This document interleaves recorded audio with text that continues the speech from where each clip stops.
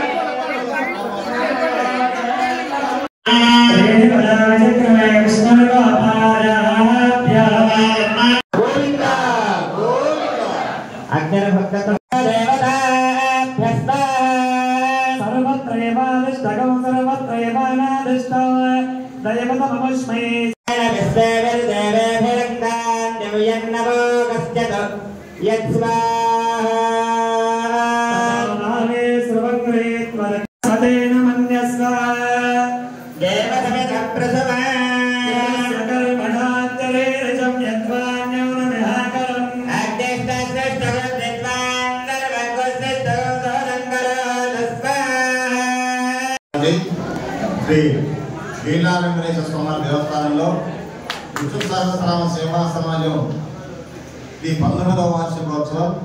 ఈ వార్షికోత్సవం సందర్భంగా 17వ తారీఖు నుంచి అంకురాత్మతో కార్యక్రమాలు జరుగుతూ ఉన్నాయి. నిన్న శ్రీపుష్పయాగం నవగ్రహ మఠ హోమం జరిగింది. ఇవాళ స్వామివారికి ప్రత్యేకతగా తిరుప్పావడ సేవా కార్యక్రమం కూడా జరిగింది. పూర్ణాహుతి కార్యక్రమం ఈ పూటతో పూర్తవుతుంది. సాయంకాలం 6 గంటలకు దీపోత్సవ కార్యక్రమం ఉంది.